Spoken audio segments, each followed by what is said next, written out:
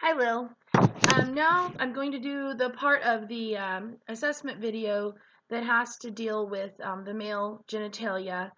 Um, First of all, anytime we do any kind of an assessment on anyone that's could produce quite a bit of anxiety, we want to do our best to try to reduce that anxiety by keeping them covered, just trying to make them as comfortable as possible. Um, the first thing you're going to do on a male assessment is inspect the pubic hair. It should be evenly distributed in the pubic region. There shouldn't be any hair on the penis, and there should be, possibly a small amount on the scrotum. You're going to inspect the penis. The dorsal vein should be evident, and if the patient's uncircumcised, you're going to make sure that the foreskin can retract easily. You're going to look at the color for any discharge. You're going to look for any inflammation or lesions or edema.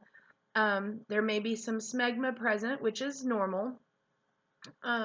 If the patient is circumcised, the glands should appear kind of a reddish color and dry, and no smegma should be present.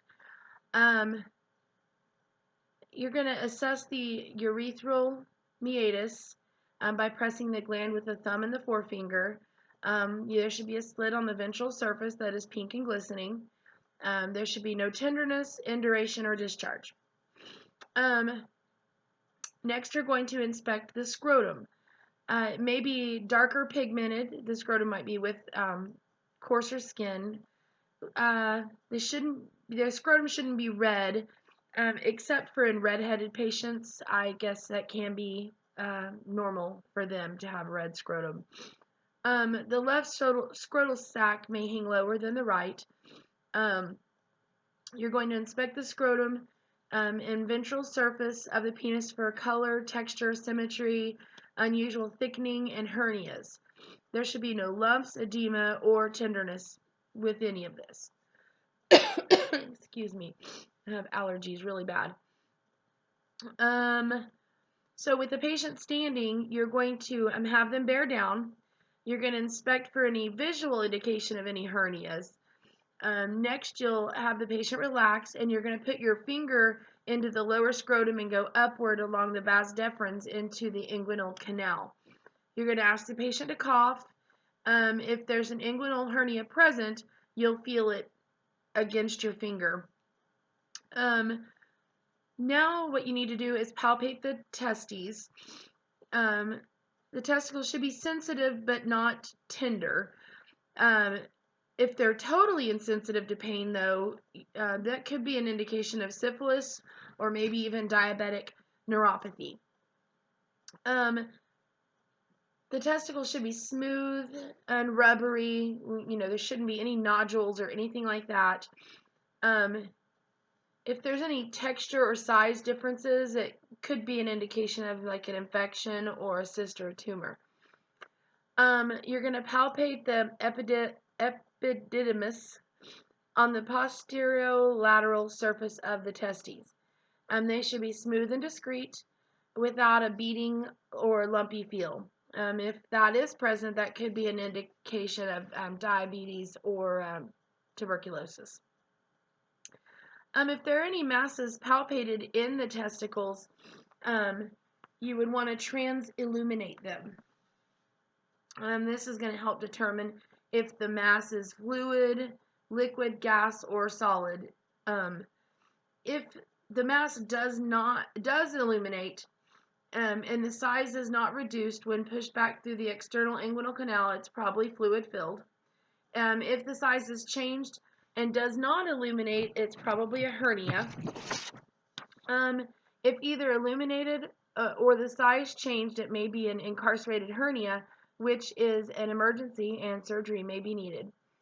The cremasteric reflex should be assessed by stroking the inner thigh with a blunt object, and the testicle and scrotum should rise on the stroked side. Of course, with your patients, you want to discuss the importance of testicular exams. They should be done monthly. Testicular cancer is the most common cancer among young men ages 15 to 35. but it's also 90% curable if it's caught in time. So exams are so important. Um, to tell your patient how to do a testicular exam, you would have them first inspect their testicles in front of a mirror. They're going to look at the size and the shape. They're going to feel the testes in the shower. Um, doing it in the shower just makes it a little easier because the testicles have descended into the scrotum. Um, you're going to feel one side at a time, and you're going to hold them in your hand and gently roll them. Roll each testicle between your fingers to just feel for any lumps or any enlargements or growths or anything. You're going to feel the heaviness of both sides. You're going to notice any, if you notice any pain or discomfort, you want to ask them these things. Do you notice any pain or discomfort? Do you notice any fluid pockets? If you do, any abnormal findings, you need to get a hold of your doctor and let them know. And you know your body better than anyone does, so we need to let the patient know because of this, you need to just be aware of any changes that you might see and let a doctor know. Now we're going to talk about the anus and rectum and prostate exams. First, we're going to inspect the sacrococcygeal and perianal areas for lumps, lesions, rashes, inflammation, excoriation, scars, dimpling, or tufts of hair. These areas should be smooth and uninterrupted. You're going to, of course, you're going to have gloves on through all of this. I guess I should have said that. But you're going to spread the buttocks apart. You're going to look at the skin around the anus. It's probably going to be coarser and darker pigmented, which is normal. There might be some hair present. You're going to look for lesions, skin tags, warts, external hemorrhoids, fissures, and fistulas. Have the patient, to make these things stand out more, you would have the patient bear down, and it would make those things, if they're there, more apparent. And then, of course, to document your findings, you want to go ahead and just use, what's it called? Clock reference. So if you see something at 3 o'clock, then you would just document it that way. So the next part of the exam, you would let the patient know that it might feel like they're going to have a bowel movement, and let them know that they won't. With your gloved, lubricated finger, you would press against the anal opening. You'd ask the patient to bear down a little bit because this will relax the sphincter, and then you can insert the finger easier. Ask the patient to tighten their sphincter around your finger. It should tighten evenly and without any discomfort. If it's lax, this could be a neurological deficit. If it's extremely tight, there could be some scar tissue or fissures or lesions, inflammation, or anxiety, which wouldn't be just completely out of the question. You're going to rotate the finger to examine the anal ring, and it should be smooth without any nodules or irregularities. You're going to insert the finger further and palpate the lateral and posterior rectal walls. You're going to be, again, noting any nodules, masses, irregularities, polyps, or tenderness. They should feel smooth and even and uninterrupted. Internal hemorrhoids, they'll really only be able to be palpated if they're thrombosed. While you're still with your finger in the anus, you're going to let the patient know that they're going to possibly feel the urge to void or urinate, and just let them know that they're not going to. You're going to rotate the finger to the anterior rectal wall, and this is where you'll feel the prostate. It should feel firm and smooth, slightly movable, and non-tender. It should be approximately 4 centimeters with less than 1 centimeter protrusion into the rectum. If the prostate feels boggy, it denotes BPH. If it's stony hard with nodules, that could be, cancer, or it could be prostatic calculi or chronic fibrosis. A prostate that with fluctuant softness could indicate prostatic abscess.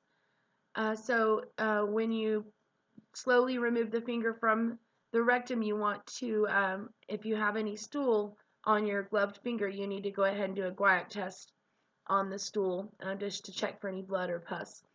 Of course, again, patient education is a huge deal. So you want to talk to the patient regarding the major importance of getting annual prostate exams done. Again, 90% of prostate cancer can be cured, but it's just early detection is key. So getting these exams done every year is of the utmost importance. All right, that's all for that part. Thank you.